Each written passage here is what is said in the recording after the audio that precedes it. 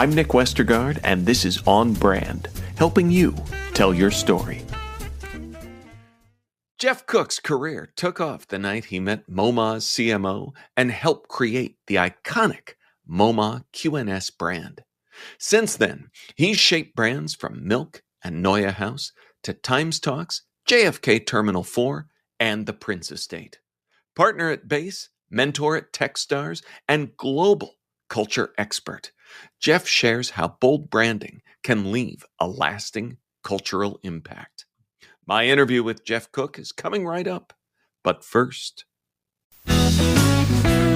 Hey marketers, Deborah Eckerling here. And I'm Keith Smith, and we host the MPN Meta Marketing Show, which is not just another marketing podcast, but the marketing podcast about all the other marketing podcasts. Podcasts are booming, right? We love them, and people actually listen. They don't scroll, they don't swipe, well, except maybe during the ad breaks. But here's the secret. With the Marketing Podcast Network, your ads don't make people hit skip. We put your brand on shows that people actually want to hear. That's right. We match your message with podcasts that make marketing nerds like us perk up and take notes, or at least nod knowingly, pretending they understand. And don't worry, because we'll deliver your ad naturally. People might even think that we love your brand personally, which of course we totally do, unless it's a veggie smoothie, then maybe not. If you want your brand heard without making listeners roll their eyes, head to marketingpodcasts.net and catch marketing fans at work, rest, and play. Seriously, your audience is already listening.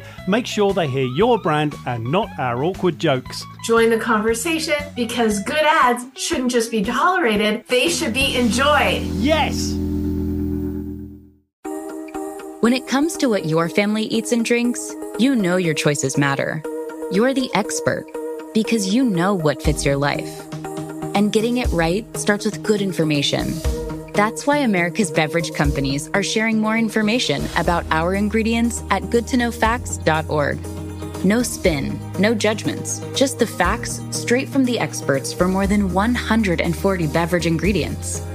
Visit goodtoknowfacts.org. Geoff Cook, welcome to On Brand. Thank you, Nick. Nice to be here. So I have to ask, because it's the teaser that is in your bio of this night at MoMA that really sort of changed everything for you. In noting that as part of your own story, I guess, well, first of all, what is the story? Let's see. The story probably started even before Base, when I was at DKNY in its heyday. And it was, at that time, one of the hottest brands on the planet. And I think there I learned a couple of things. One, which was all about the international marketplace. So I was, at the time, director of the international men's division and tasked with making this tiny little national brand into a global one. And so that's really where I was traveling the world 9 months of the year and learning about these different markets around the world. I think the second thing that it really imparted upon me was really understanding human connection. And at the time, we were opening flagship stores and having lots of events. Donna was also the first one to put a coffee bar in a retail store, which seems sort of de rigueur today, but at the time was really novel. And so I really learned about human connection. It was during this time that I met my current partners through the Belgian fashion scene. So Base had existed in Brussels, and I left Donna Karen, invested in the company, and brought it to New York. And that was in 1999. Go ahead. And so since then, we have expanded to Melbourne and Geneva. So we have 4 physical offices. We have a digital, vertically integrated digital office, and are approaching 100 people. Wow. Again, quite an inflection point there.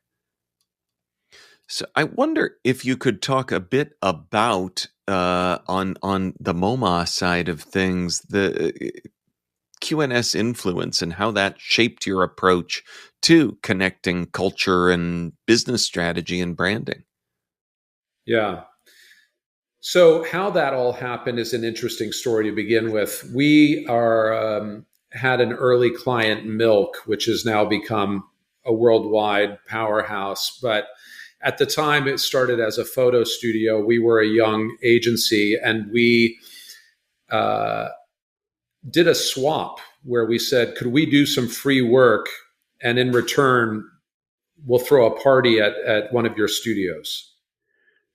And they said, we'll do you one better. We'll actually invite all of our crowd as well. And as they were the who's who, or they were, the cool kids in New York, they invited, I think it was about 1,000 people. And in the mix was the assistant of the assistant of the assistant to the CMO of MoMA, who came and said, MoMA's being rebuilt on 53rd Street. We're moving to a temporary location in Queens. I believe that there is a competition going on to brand that. I love your work. I'm going to introduce you to the CMO. And I said, thanks, kid. Go have a beer and enjoy yourself. And the next day I got a call from the CMO at MoMA who said, we've been in this process for about a month. You have a week to submit your creative pitch. I called my partners in Brussels. They flew to New York. We worked 24/7, and the rest is history. So that's how we first got associated with MoMA. It's the job that really put base New York on the map. But I think it does touch upon our broader expertise in culture. It ties back all the way to the early work of Brussels. And now today, really working with, I would say, probably 30 to 40% of our work, large cultural institutions around the world, including the MFA in Boston, the Louis Vuitton Foundation in Paris, the Rock and Roll Hall of Fame, the Olympic Museum in Lausanne, and countless others. So it's really become a key pillar in our body of work.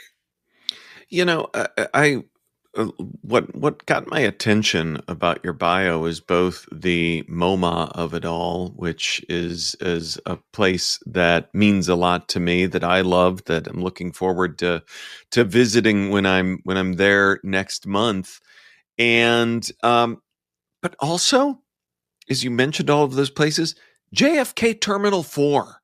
So talk to me, make that jump from the world of MoMA to an airport terminal, because I would imagine as that kind of crossed your path, your inbox, to me it seems different, but maybe it isn't. Yeah, so it all started when we met the CEO of Terminal 4. I think it is important to understand that Terminal 4 is different than other airline terminals in America because it is privately held. It is owned by the Schiphol Group out of the Netherlands. And in early 2001, there was this great idea to privatize airline terminals in America. We sell them off, and the cities would make lots of money.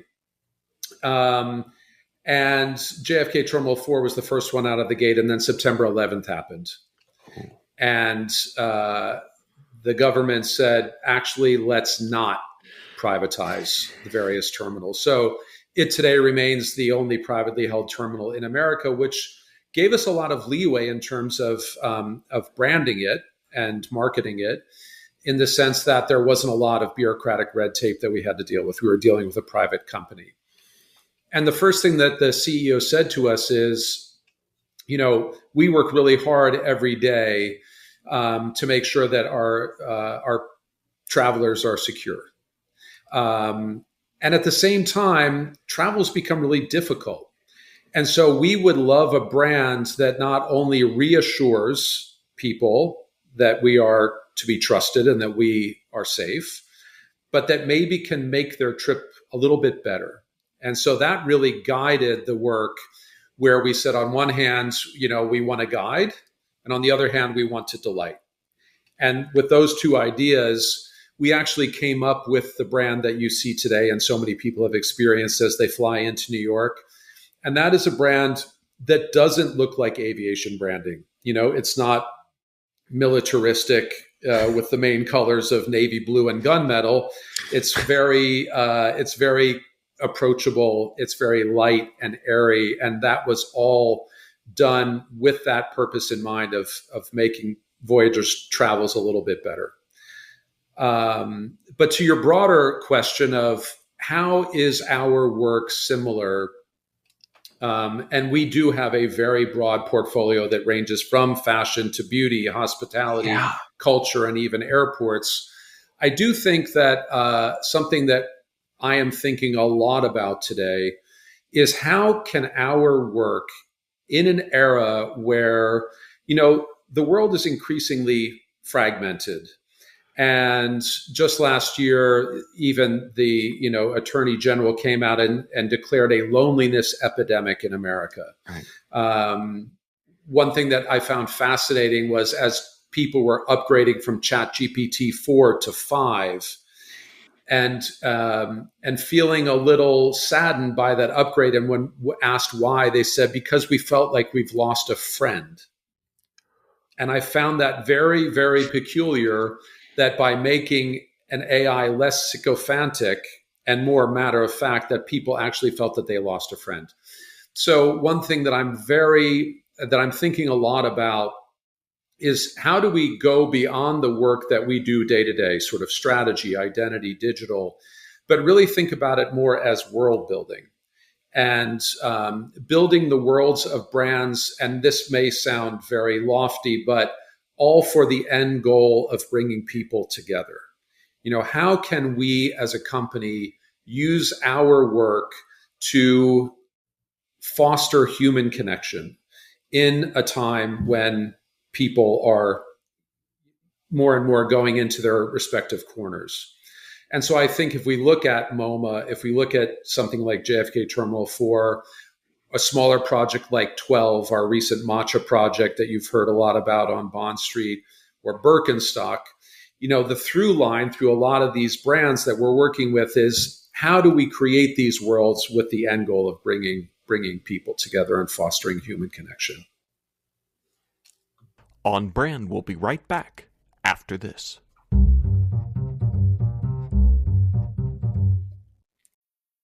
This episode is brought to you by Marshalls, where you never have to compromise between quality and price. The buyers at Marshalls hustle hard, working to bring you great deals on brand name and designer pieces. Because Marshalls believes everyone deserves access to the good stuff. Visit a Marshalls store near you or shop online at marshalls.com. Now, back to the show.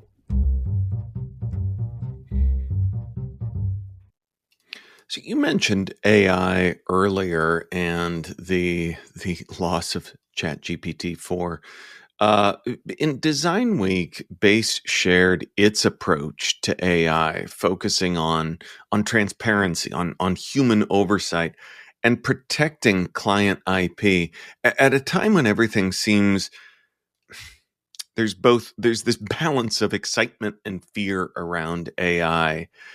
How do you personally and as an organizational leader think about setting guardrails? So I think people have our right to feel both excited and wary by AI. On one hand, we're in the early innings. It's the equivalent of the early days of the internet when someone would pull a photograph off the internet and throw it into a job, and then 3 months later have their wrist slapped because that photograph actually, there were rights involved and we weren't free to use that. But at the time, we were all learning and people didn't know where the guardrails were. So I think with my partner Mirik and our in-house tech and innovation team, we're really looking to lead the industry toward setting various guardrails. So that's number one. Number two, and we're hearing this from all aspects of business, we all understand that AI is a tool. It is not a replacement. And so I think a lot of people have already figured that out, that by using it as a replacement, the results that you would expect follow. And when we use it as a tool with human oversight, the results can be really compelling. It can lead to certain efficiencies.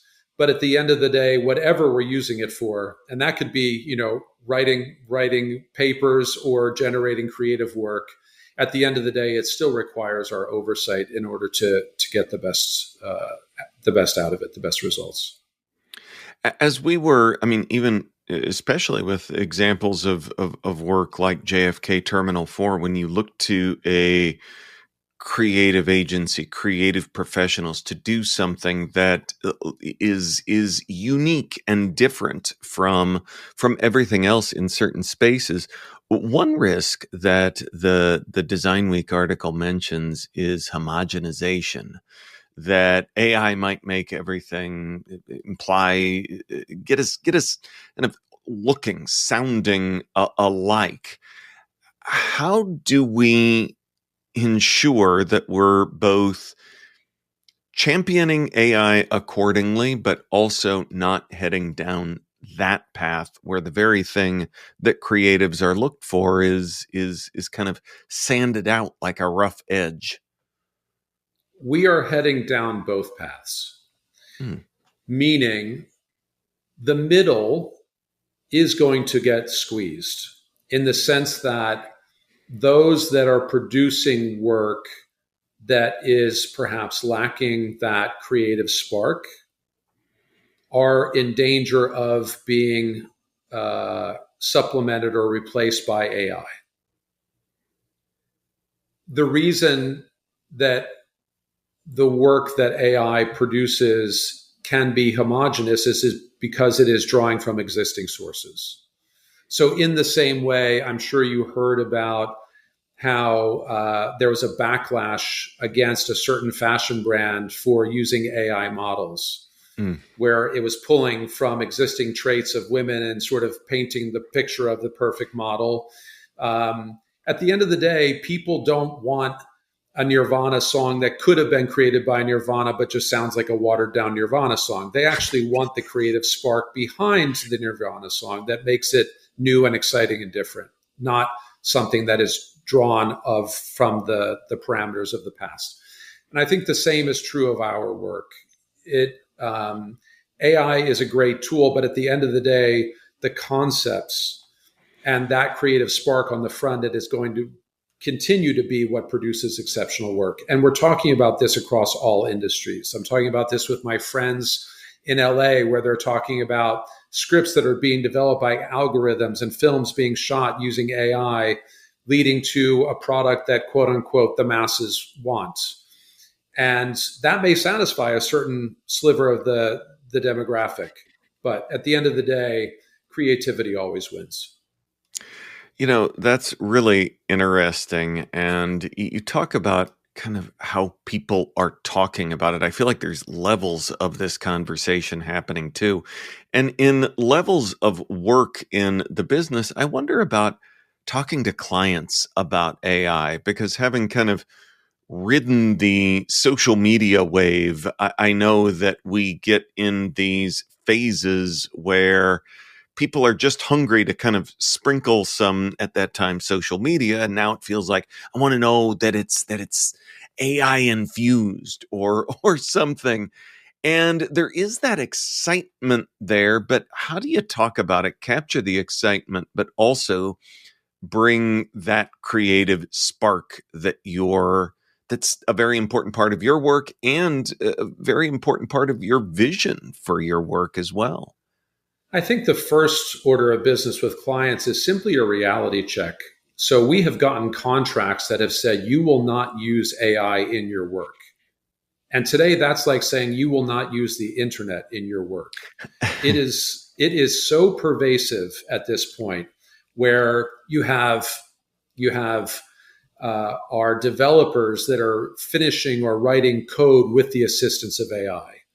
You have our project managers that are checking contracts, doing first checks before it's sent to our attorneys using AI. The fact of the matter is in such a short period of time, AI is in every aspect of our business. It is nearly impossible to avoid using AI today. So I think the first order of business is having a very frank and transparent conversation with the clients about that very fact. And then from there, having them understand that it is a tool. It is not a replacement. And it is simply to make our work faster, potentially cheaper, although not necessarily, better. But not as a replacement, not something that exposes them to any sort of infringement or lawsuits, that everything that is done with the utmost care, and so on and so forth. And I think by having those conversations, the clients that we have talked to about it are very reassured. That's a really great comparison too, about it would be the equivalent of not using the internet. But I think kind of that's our first, when we think, oh, we got to do something about it. I think the first wave is lock it down and don't. And I don't know that, like you said, is incredibly realistic. As a TechStars mentor, I want to talk a little bit about, we've talked about branding big things, but in shifting to early stage companies, what are some of the common branding missteps you see, and how do you help get those early stage companies on the right track? So my role with TechStars and other young companies actually starts even broader than a brand consultant and really begins almost as a business consultant. And so specific to tech companies, the first thing I simply do is ask if this company has legs, or if this company is presenting a solution and looking for a problem to solve. And so the first order of business, especially with young tech companies, that I often ask is to really understand, is there an existing solution offline? And is what they are proposing online a better solution than what exists offline? That's sort of my first check. And so, for example, by way of example, let's say eBay. eBay were a startup back in the day. You would ask yourself, okay, are there flea markets or are there marketplaces? Yes. Is this a better mousetrap than what exists? Potentially, yes. Okay, they have a shot. So the first thing is really understanding the business model and if it is set up for success. I think the second thing is, is that branding only makes a good product better. It can't make a bad product good. So that's why we're always looking at, after, does the business model have legs, then looking at the product itself and understanding, are they executing well? Do they have a good team in place? And so on and so forth. And I think the third thing from there is really to have young companies understand that on that good product and with that good business model, you can go a very long way.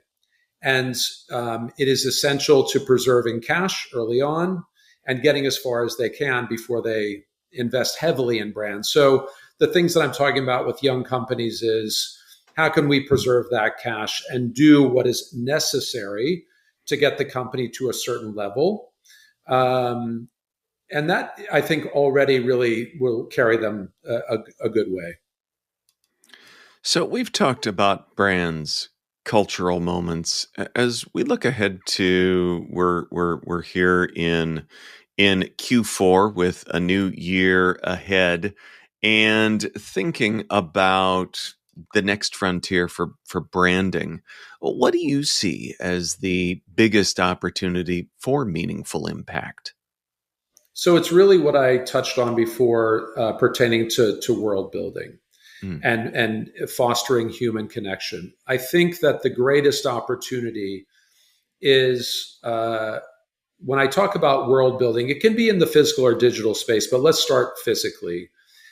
You know, a thing that I keep asking myself is, we need to do what the robots can't. there will be a lot in the not too distant future that is done by machines. I think the greatest opportunity in our world is to think about how do we extend our work into largely the physical realm in order to create really compelling experiences that encourage people to come together as human beings. I think that for me is the greatest opportunity. And I think what's exciting about that for agencies like ours is that we can't do it by ourselves. And so, for example, when we created the matcha brand 12, we actually went to the owners and said, you're tasking us with the strategy, the identity, the digital, the packaging, the stuff we do every day. We would like you to give us the responsibility, the authority to actually bring in collaborators in order to realize this world, in order to give it to realize its greatest potential. And so we, in addition to our core body of work, also talked to them about who we thought would be the best architect for the job, Sigu out of Paris. We talked to them about the best industrial designer for the job for the custom packaging, and we selected Michael Young out of Today Tokyo, and public relations and so on, all for the end goal of creating a very coherent, really compelling, exciting end result with each participant, world-class participant, playing their role to the best of their abilities to create something that really, at the end of the day, brings people together. And it worked. It worked because we've now, with 12, been open about 5 months. The average wait time for a matcha latte at $7 is 2 hours. Without any advertising or marketing, you have the line going down Bond Street, around the corner to the Bowery, and around the corner yet again to Great Jones. And I think it's because that level of design integrity and intention and the experience, the world of 12 that we created, I think people are excited by that and they want to be a part of that. And so how do we take this approach of world building and apply it to everything that we do? I think that's a really great opportunity for agencies like ours. Well, that story makes me smile, and it is now my turn to get to ask you, Geoff, for a brand that has made you smile recently. Yeah, I think that On is doing an amazing job. And for the same reasons that I just mentioned, when you walk into an On store, you really understand the world of On. The product is coherent. The technology is coherent. The way they've designed the stores is really compelling in terms of thinking of new ways to present the shoes with the stock in the back.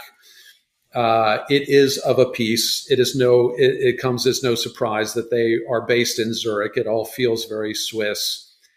And yet, amongst that Swiss rigor, you have campaigns like Zendaya in Outer Space that are surprising and fresh and a completely different take on what most athletic wear brands are doing today.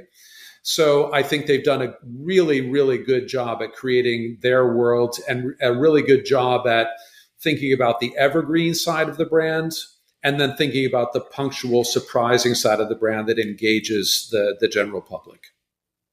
Smiles abound. Geoff, where can folks go to learn more about who you are and what you do? So the best place is basedesign.com. I would also take a look at our Instagram and LinkedIn feeds. And more of our very talented group are going to conferences and things around the world. So keep a lookout for us in various cities. Awesome. Well, we will link up to all of that in our show notes, which folks can find at onbrandpodcast.com. Geoff, thanks for being on brand with us. Thank you so much. On Brand is part of the Marketing Podcast Network. If you like what you're hearing, if we've made you smile, you can always listen free on Spotify, Apple Podcasts, or whatever your favorite platform may be. And please take a moment and rate and review the podcast to help others find the show. Until next week, I'm Nick Westergaard, and I'll see you on the internet.